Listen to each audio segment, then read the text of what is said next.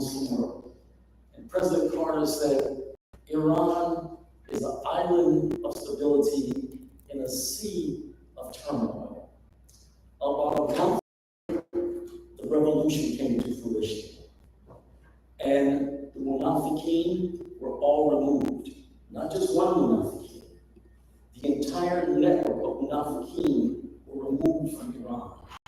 Those who control the media, those who control the military, those who control the educational system, the entire network of Munafiqeen were removed from Iran in the Islamic Revolution. Now, having said that, the revolution was not just affecting Muslims. Again, 1979, I wasn't a Muslim. I was a campus radical, child of the 60s, right? So we did, and there was one incident that occurred that gives you an indicator of what's happening. You know how these college kids, like these white kids particularly, they be getting like crazy, particularly on Thursday nights. Well, there's a bonfire. These white kids have this bonfire, and so logs, wood, and throwing them on the fire. And before they would do it, they would mention a leader in the world and then throw it on the fire. So me and my man, we walk by, we just stop and check them out. So they would mention like a leader from Russia, and then everybody say boo, boo, and they throw the thing, right? They mention a leader, boo. Then they said, Imam Khomeini. And before they did anything, they looked back at me and my man. Because they knew instinctively that we wasn't going to be down for that. They knew we black men. You coming down and you talking this way about a Muslim, right? They knew that something was off. So before they did anything, they looked at us like for approval or something, and we said, nah, right? So we weren't Muslim, but we were feeling the effects of that revolution. Imam Khomeini was calling the United States the Great Satan, right? And what did Elijah Muhammad call the white man? Devil, right? So he's calling the United States the Great Satan. So we gotta identify with that. He's a Muslim. We gotta identify with that. We down the mountain. So we gotta identify with that. And then when the students took over the U.S. embassy in Tehran, the students took it over. And when the students took it over, they said to the people who were there, they said, basically check us out. We know about America. We know how America goes. We know who controls America. They let the women go, and they let the black folks go. Y'all can go. And they kept the white men. So this was a public relations nightmare for the United States, right? But we can identify with that. Now, I remember distinctly seeing protests. Now, I'm Muslim, but I remember it as the U.S. News and World Report. I remember seeing protests of hundreds of thousands of people in Malaysia and in Indonesia, right?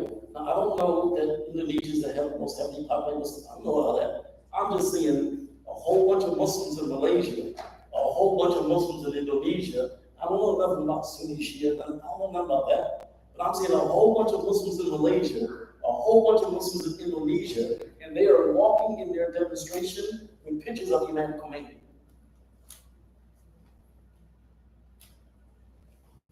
So this revolution reverberated throughout the entire Ummah, but the West gave it the impression this is just a Shia phenomenon. This is just a Shia phenomenon, right? And so this whole thing about loving martyrdom, wanting to die, that's a Shia phenomenon. That's not a Sunni phenomenon. That's a Shia phenomenon, okay? Now, here's what they did. The endings of Islam. They studied that revolution. And one of the things they found out, guys, is that the revolution came up through the masajid. The revolution came up through the masajid. And the ulama, they were all independent. The ulama were not given money from the government. They were given money from the people. So you had an independent ulama, and the masjids were the base. The masjid was the base of operations. Now, when that was studied, all throughout the Muslim world, particularly in the Sunni world, the masajid became nationalized. That's when the government took over the masjids. That's when the khatibs started getting their khutbahs in the mail. Here's your khutbah this week. The virtues of miswak. Right? Here's your khutbah this week. The name of the Prophet's camels. Right? The masajid were nationalized in the early 80s. Why? They studied what took place in Iran. And now to this day, the masajids in our countries are nationalized. The government control the masajid. And you go pray and you go home. You don't go hang out at the masjid. You don't hang out there. You don't hang out with the brothers. You make your prayer, you go home. That's how it works. That's how it works. The reason why they did that is because they were afraid of the effects of that revolution in Iran. Okay? And so then you start seeing another thing we saw. Ronald Reagan, who was our Donald Trump, Ronald Reagan announced on television that he was sending jets to assassinate Gaddafi. He said that on TV. Now, back in the day, they hid that stuff. You got to go find it in the library, in the back channels of the library. He said on TV, jets are on their way to kill Gaddafi. He ended up killing Gaddafi's 5-year-old daughter. One of the things that we noticed was that the way that the West dealt with like somebody like Gaddafi and the way they dealt with Khomeini was different. They didn't deal like that with Khomeini. It was totally different. Now, Malcolm had always taught us about being non-aligned. Don't align yourself with Russia. Don't align yourself with America. The non-aligned movement. We saw what was happening in Iran. We saw Eastern Europe was against them. Western Europe was against them. Russia, the Soviet Union was against them. The United States was against them. The KGB and the CIA were sharing information regarding them. The Arab world was against them. The entire world literally was against them. Was against them. Go back and look at it. They had a picture of him, and it was like a cartoon. And he had green skin, like Frankenstein and stuff. He had green skin and so on and so forth. That type of thing. What we were saying to our brothers, your parents, and some of your grandparents, what we were saying to them was, we know how the white man thinks. Today is the Shia, tomorrow is the rest of us. Today is the Shia, tomorrow is the rest of us. They're not going after them because they're Shia.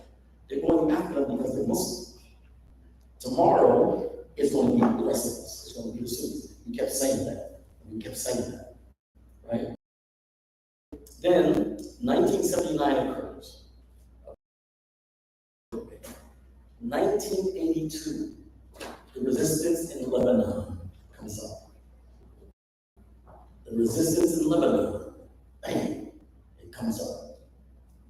And they're hitting the Israelis. They're filming it. They're filming it. They're hitting. But they're Shia too. So you know how those Shias are. Those Shias, they are just, those Shias. Afghanistan. So, 79, 82, 1984. All right? Our enemies are thinking Islam is making a move. Islam is making a move. 79, 82, 84. And then something happens in 1987. What happened in 1987? The struggle for liberation in Palestine goes from secular to Islamic. 82, 84, 87. What do you think our enemies are making? The Muslims are making a move. Now, in the United States, something quite was happening. In the United States, the Black liberation section of the Black struggle, the Black liberation, no, the most militant factions of the Black liberation struggle, Malcolm, his followers, started coming to Islam. Black Panthers, ex-Black Panthers, started coming to Islam. This is the 70s, right? Like, this kind of stuff was happening. Right? Subtle stuff was taking place. We had our Black Panther. You saw us with our Kufis and Kufita, right? There was something taking place. There was something subtle taking place, not just within the Black liberation struggle, but all over the Muslim world. One-time nationalists were coming to Islam. It was really, really subtle. But you started seeing certain things with respect to the 19th century. I'm getting ready to switch. In the Arab world, probably in modern times, probably the most powerful, most influential movement in modern times in the Arab world, most influential Islamic movement was probably the Ikhwan Muslim, the Muslim Brotherhood. In the Desi world, probably the most powerful, particularly at that time, the most powerful Islamic movement in the Desi world was the Jamaat al-Islami. Maududi, right? Hassan al-Banna, Sayyid Qutb, so on and so forth. Okay? There was a time where if you went to a center and there was a brother who was speaking, he was Arab, chances are his influence was Ikhwan. If you went to an Islamic center and the brother was Desi, chances are his influence was Jamaat al-Islam. Just like in the Muslim world, there was an attempt to take over the Masajid. That happened in America too, where many of the people who had like influence from the Brotherhood, influence from Jamaat al-Islami, they were marginalized. Used to hear, the Qutbs used to hear in 1980, if I could take y'all back to 1980, 81, the Qutbs you would hear in America, and in 1980, you would wonder where is this at? You know what I'm saying? Like they was brilliant. Yeah, go to any center you want to, they was brilliant. You know what I'm saying? That was changed. Right? So all these things were going on. All these things were taking place. And it was designed to thwart this revival that was taking place. Now, how did the enemies of Islam respond? 79, 82, 84, 87.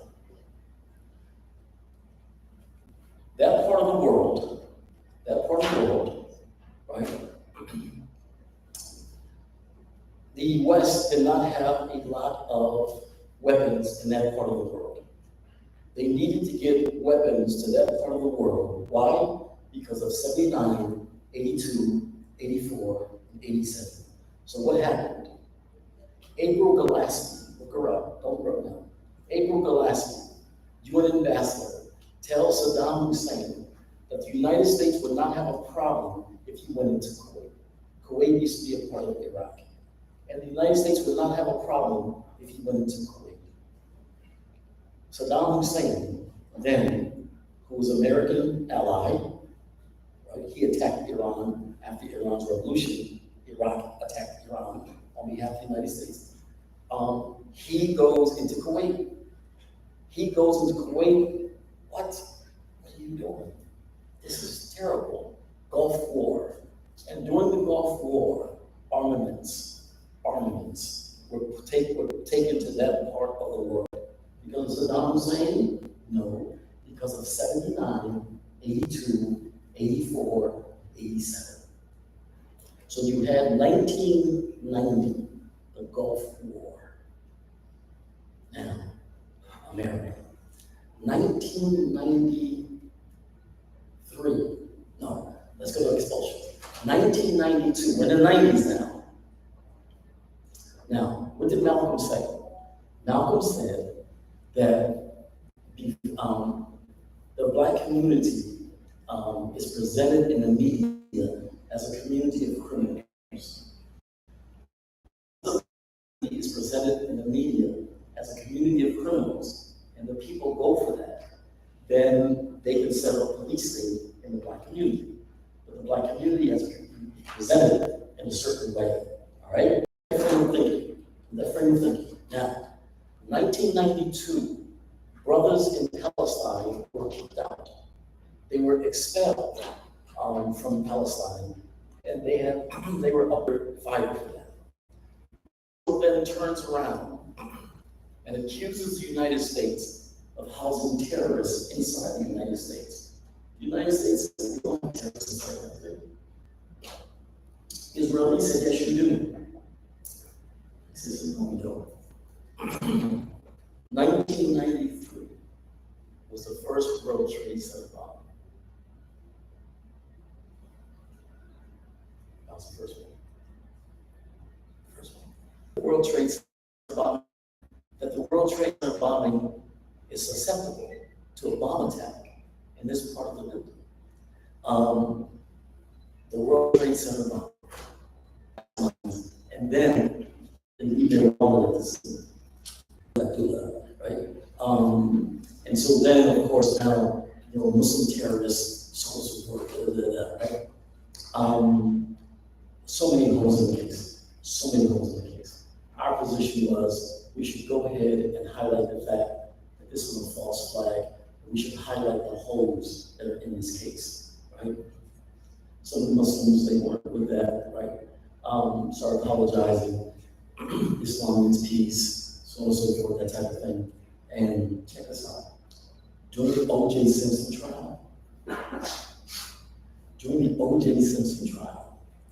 Dr. Frederick Whitehurst, FBI, in charge of explosives department, he gets on the stand in the O.J. Simpson trial and says pressure was put on his office to make it appear that those who were arrested in the 1993 bombing actually did it. He said that on the stand. It's in the records. It's in the records. That's what he said. Pressure was put on his office to make it appear that those who were arrested for the bombing in 93 actually did it. He gets fired from the FBI. He sues the FBI for wrongful termination and wins a $1.1 million judgment. Right? So 1993 was the first World Trade Center bombing. 1994, Jihad in America. There's a book that came out called Jihad in America. And then there was articles in the newspaper, book, documentary, so on and so forth. So now, what did Malcolm say? We're presented negatively, and then boom. So what was happening in the 1990s, you guys, was that Islam was being presented in a really negative way. Government reports, excellent newspaper articles, siege, Denzel Washington, because nobody can kill a terrorist as cool as Denzel Washington. Right? And so they would check out what they were saying in the movie, Siege. We need to go and infiltrate every NSA in this country. We need to do the, they were saying stuff they were actually doing, right? The movie was called Siege. So you saw all this stuff coming. So our thing was, hey y'all, something's coming. Something's coming. And sometimes we were even told, oh, come on, you guys are still mad. You guys are just still mad over slavery. Well, yeah, but that's not what we're saying. Something's coming. Something is coming because they're putting us in the media. They're presenting us in the media in very negative ways to justify a labor action. This is how he works. This is how it's done. So one negative thing after another. 1996, the anti-terrorism bill. The anti-terrorism bill, where they can come into a masjid, and if they think that this khatib is saying something that is like, oh, that's a bit, but he can be detained indefinitely without charges. That was the anti-terrorism bill of 1996. Oklahoma City, right? The Oklahoma City bombing. What did the people say on TV? If it smells like a duck, if it walks like a duck, looks like a duck, it's a duck. If it smells like Middle Eastern terrorism, looks like it's Middle Eastern terrorism, right? And they had a picture of a fireman with a dead little white girl in his arms. And that picture went all over the world. And come to find out, it was the militia who did it. But we were presented as being baby killers. And what happened? Abdul Salam, a baby who was in the womb of his mother, some cowboys went to her house, harassed her to the point to where she miscarried, right? So they were putting us in the media, presenting us as baby killers. Hey y'all, get ready. It's on. Like, get ready. Get ready. And this was all throughout the 90s. 1999, they stopped Muslim terrorists from going to bomb the Space Needle in Seattle, but they caught them just in time. All of this in the 90s. Why? Because of 79, 82, 84, 87. And so a justification for something is coming. But before we do it, we got to present them in a certain way. We got to present them in a very negative way. Meanwhile, while all this is going on, Islam is still making moves. People are coming to Islam here, throughout the West, back home, all throughout the world. People are still coming to Islam. You're coming to Islam. The Islamic Revival is not abating in any way. Keep in mind, in all of the countries that you come from, there's an Islamic Revival taking place, and there are Islamic movements there. Here's usually how it goes. Islamic Revival, Islamic movement, Islamic revolution, Islamic government.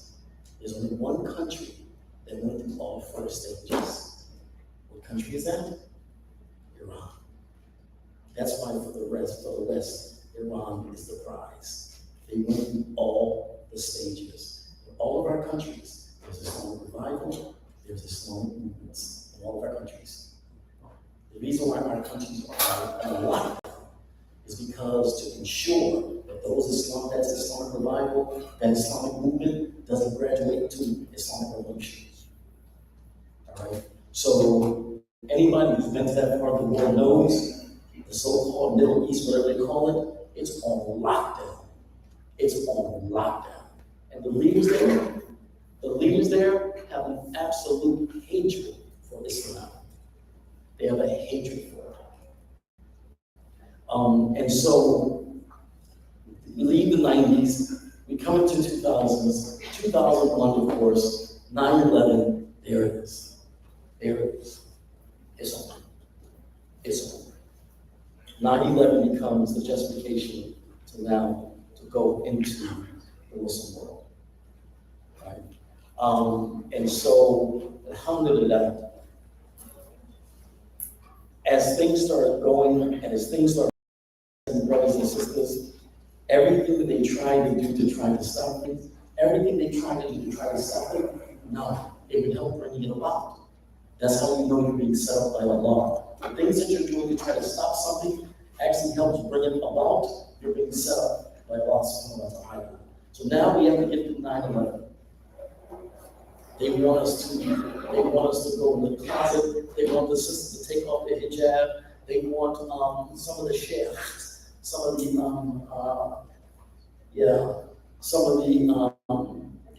So they were basically scaring the people. We had they were scaring the people, like scaring them, right? Instead of like, oh, come on, 9/11 had nothing to do with us. False flag. Here's the information, right? There's a false flag, that type of thing. And so, but the sisters, it was so beautiful. The sisters at that time said, no, we're not taking off our hijab. Although there was some sheikh gave a fatwa and told them that it was okay to do. Sisters wasn't having it. And that's, I think, where, if I say real quick, the strength that our sisters come from. That's where I think their strength comes from. When you make a move like that, Allah will give you what you need to do what's needed. He'll give you a certain strength, a certain strength. As brothers, we have to make sure that in our unwillingness to identify ourselves as Muslims, we have to make sure that Allah doesn't do the opposite to us, that He removes some of our strength. And be really, really careful of that. Very, very careful of that. But the sisters say, no, we're our hijab, so on and so forth. And so we got to just come together as communities. We got to take a strong approach and that type of thing. So it's amazing, brothers and sisters, how all the money that was put into the whole anti-Islam campaign, particularly after 9/11, and you look at today, we're the heroes. We're the heroes. Gaza. And everything has been so turned around. All this money that they spent to divert people away from the path of Allah. Gaza happens and shifts the Islamic Revival into a higher gear. So Muslims coming back to Islam, non-Muslims coming to all kinds of devil worshippers coming to Islam, so on and so forth. People seeing that faith, that iman of our brothers and sisters in Gaza, and it having a major effect on them. Major effect. Palestinian brothers and sisters having a global support that is unprecedented, and unprecedented global support. And it's building. The apartheid state of Israel, now the mask is on, and people see the apartheid state for what it actually is. There are major, major changes coming. And in all of this, the Islamic Revival has not slowed down at all. As we said, it was shifted into a higher gear. And so your role is critical. And figuring out what can we do here in the belly of the beast, in the empire, right? A stronghold for Zionists and so on and so forth, that we have to make sure that we do what we can do to help our brothers and sisters in Palestine.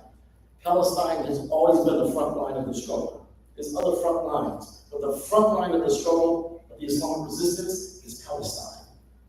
And nothing brings the Ummah together like Palestine, other than Ramadan. Nothing brings together like Palestine, right?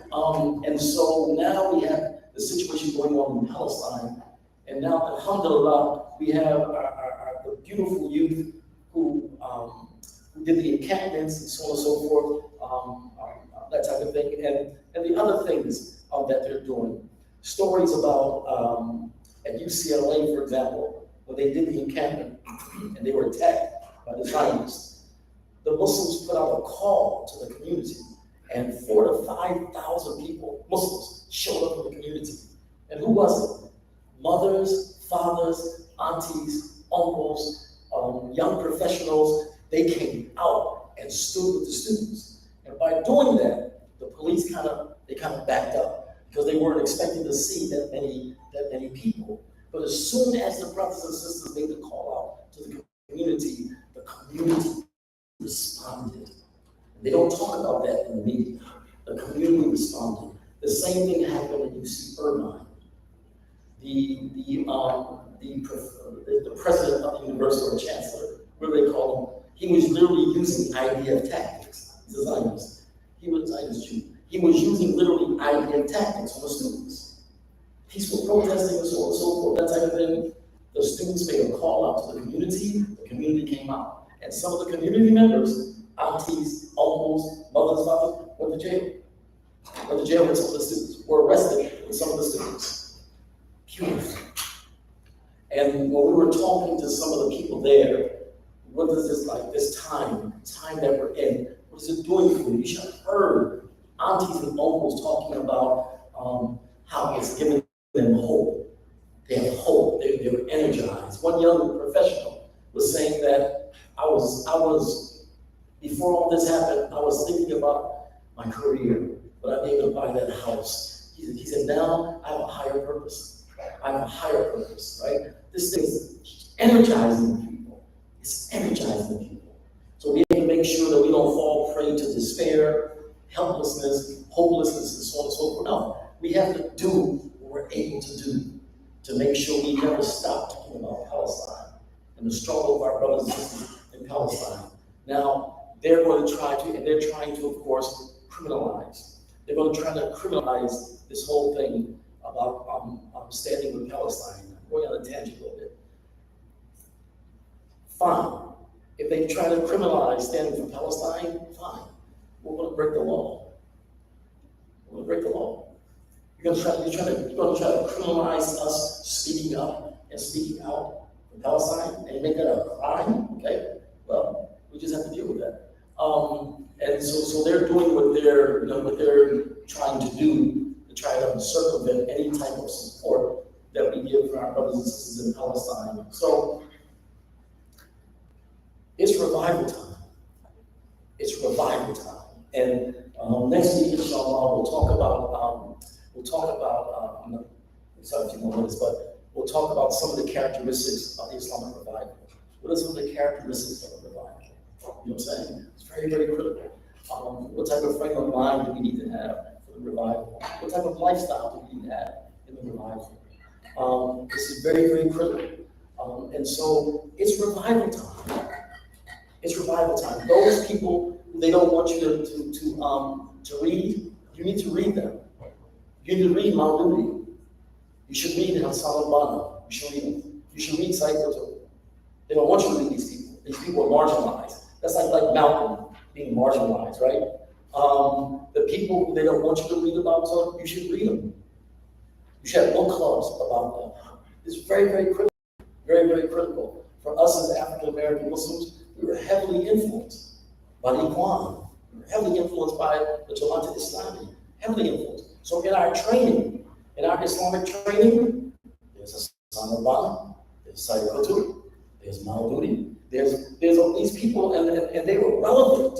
If you check out the Tafsir Quran of Sayyid Qutb, Maududi's Tafsir, I'm not saying just read them only, but those Tafsirs are really, really critical. It's really, really critical that those people who they marginalize, no, visit those people. Zainab al-Ghazali, return to people. They don't want you reading these people. By you not reading these people, and the prosecution held up his book Milestones. And they asked them, one of the questions they asked them, how much, paraphrasing here, how much is this, like this book here, in line with the Jamaat Islami of Pakistan? They asked him that in Egypt. And he said, closely. They don't want us to read about these people. And these people gave their lives. They gave their lives, right? And so we have to revisit them. The other thing,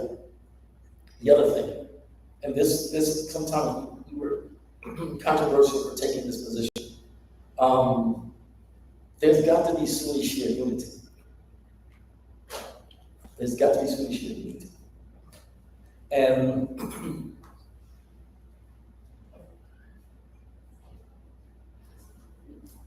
it's sort of like how when Malcolm talked about the powder keg, the wick and the powder keg, and he was saying that the wick is the smartest part of the powder keg. The powder keg is huge, and the wick is small. But the wick ignites the powder keg. The Shia are the wick. The Sunnis are the powder keg. The Shias are the wick. The Sunnis are the powder keg. And you see some of that happening today. One brother said, and I'm not trying to say these countries are perfect. Oh my gosh, I don't know that. That's not what I'm saying. Someone asked, why is it that Iran is able to do the things that it's doing, but the other Muslim countries, so-called Sunni world, are not able to do that? That's a very easy answer. But they weren't dealing with it, I felt, the way it should have been dealt with. Why? They got rid of the munafiqeen. Brothers and sisters, if we're going to have power, we have to get rid of the munafiqeen. We have to get rid of them. They're there to make sure that we do not ever have power for Islam. That's what they're there for. That's why they're not doing anything to help Gaza. They're not supposed to help Gaza.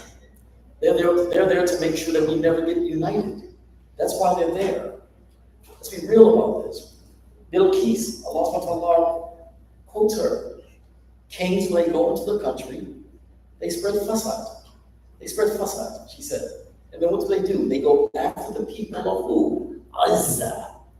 They go after the people of honor. To do what? Subdue them. To conquer them. To break them. Why do imperial powers go after the people of honor? The people of honor are not going to allow you to come in to imperialize their country. They have a sense of honor. So what is the implication there?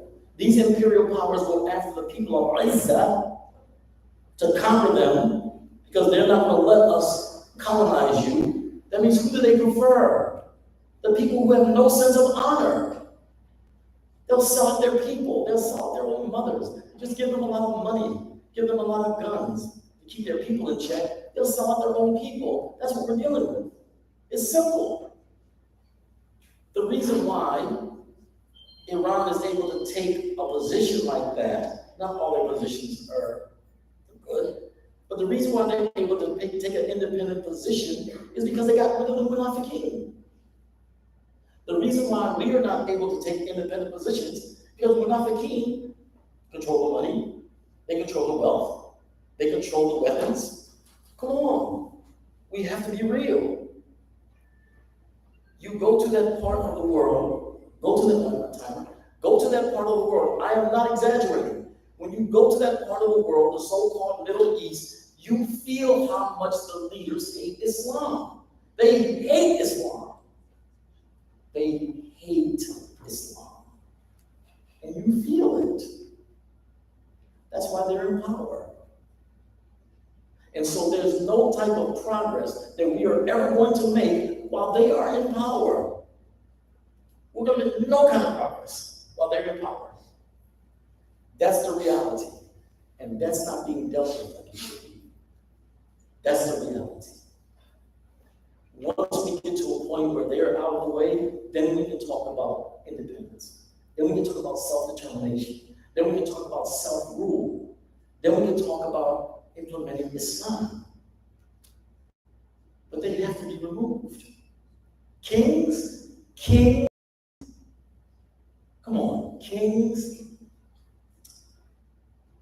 this oil belongs to my family. That's how we do it. That's how Umar did it. Abu Bakr did it. Ali, Uthman, right on. That's how they did it. This wealth belongs to my family. You have any idea how criminal that is? We let it go. It's okay. So you buy a $500 million yacht You can buy a $500 million yacht while those of our people are starving. Or a $450 million Leonardo da Vinci painting while those of our people are starving.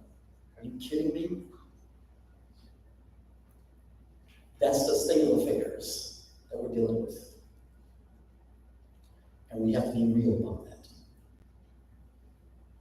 That's not right. That's not right.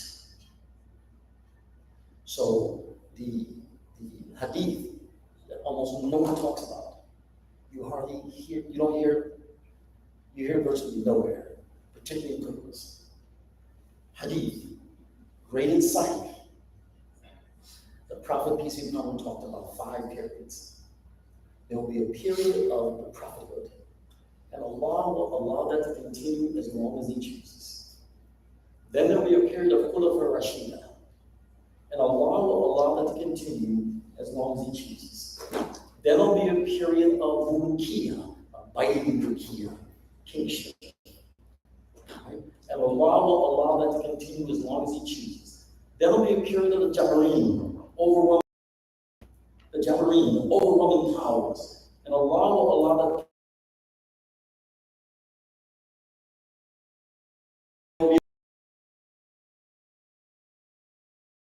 of prophethood. How come we never deal with that ayat? And it seems like we're in a period of the Jabareen, overwhelming powers, right? Colonial powers, neo-colonial powers, what they call it. So it seems like we're there, and we are in an Islamic revival. We're in an Islamic revival. It looks like we're headed to the 5th period that he talked about. A return to the caliphate based on the pattern of prophethood. And I heard one of these milkshakes, when he was asked about Muslims and the caliphate,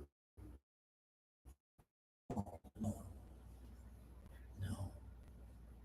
He said that's fantasy. You gotta watch out for your shaykhs. Name me one shaykh who's speaking truth in power. One.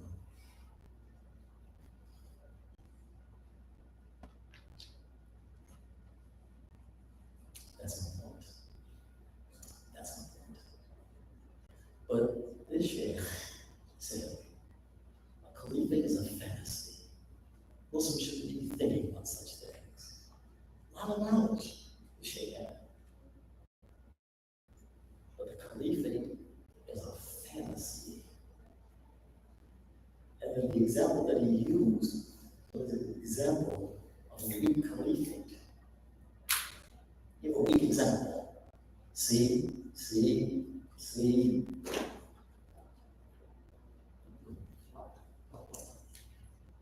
We're entering into the 5th period. A caliphate based on a pattern of prophethood. And let me end with this, brothers and sisters. We are not saying that everybody in the world has to come to Islam. That's we are saying that the world deserves an alternative. What does that mean? Let's say when we come to power, we're the richest people in the world, Muslims, we're the richest people in the world. We come to power. We build our own Islamic institutions. We build our own Islamic economic institutions. We have Muslim banks that don't charge interest. Who do you think the conference would rather go to?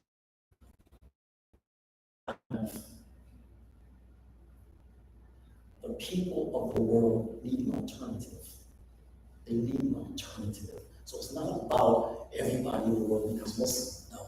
No. The people need an alternative to what they're getting, to what they have. And we are that alternative. If you want to measure how the world is doing with the Muslims.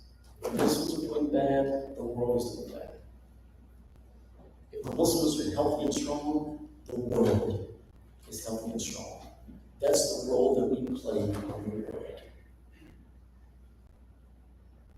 The non-believers are the awliya of each other. If you don't do this, if you don't become the awliya of each other, there will be fitnatun fil ard and fasadun kabir. If you don't become the awliya of each other, there will be a fitna throughout the world and a great corruption. That goes to show you the role we play in the world. What happened after we got kicked out of Andalusia? The Native American Holocaust began, and the African slave trade took off. Right after we got kicked out of Andalusia. And why did we get kicked out of Andalusia? We're fighting amongst each other. One group of Muslims fighting with the Christians against Muslims. We're not treating each other as awliya. And we got kicked out of Andalusia. And in 1492, when Columbus sailed the ocean blue, we got kicked out of Andalusia. So because we didn't have our act together, guess who suffered? Hundreds of millions of non-Muslims suffered because we didn't have our act together. That shows you the role that we play in the world. If the Muslims are cool, the world is cool. If the Muslims are in bad shape, the world is in bad shape. It's revival time. It's revival time. Jazakallah.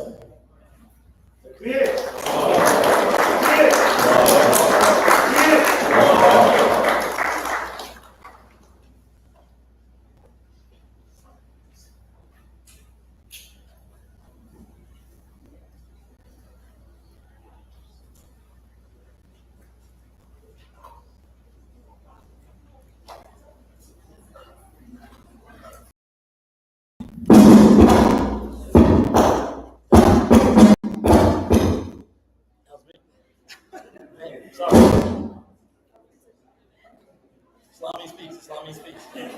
Islamic speaks. Okay, so in announcements, we still don't have until 8:35, so we still have a few minutes. If anyone wanted maybe a quick question or two before we can do that? Or comment, just don't give a cookbook. Yeah, so.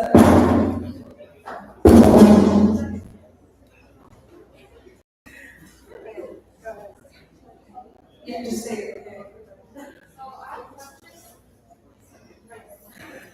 Okay. My question is, you mentioned that you're going to try to criminalize. So how do we be power if the country is criminalized? Like, where does that power then come? I'm sorry, say again, sister.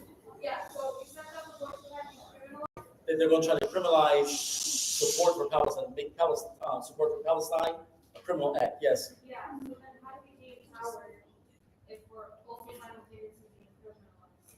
Like, where does that power come from? Our unity, our iman, right? When he punishes us, he really blesses us when we do have unity. So, very, very critical. And then on a personal tip, our iman, right? Getting closer to Allah. Some of these brothers and sisters getting like, right? The degrees that they put online. And their attitude is like, alhamdulillah. Alhamdulillah. I mean, seriously, I've seen it. You know what I'm saying? So our iman is going to be critical. And it doesn't mean, you guys, when we talk about iman, perfection is not on the table. Perfection is not on the table. Right? But we want to be mu'min. We want to be mu'min. And we can help each other get there. So our iman and our unity is going to be critical. Allah will take care of the rest. Istiqamah. Istiqamah is like an example, like when Bilal anhu was on the ground and they had the rock on his chest. And they're trying to get him to, go against Islam. And he said, Ahadu Ahad, Ahadu Ahad. One. That's istiqamah. That's istiqamah. No matter what he's going through, he didn't waver. That's istiqamah, right? When Umar slapped his sister, people, they say Umar slapped his sister, then he saw her bleeding, then he stopped. Partially, what Umar saw was her istiqamah. Yeah, I'm a Muslim. I don't care what you do to me. That's what got Umar. People are istiqamah. That's what they're seeing in Gaza. Istiqamah.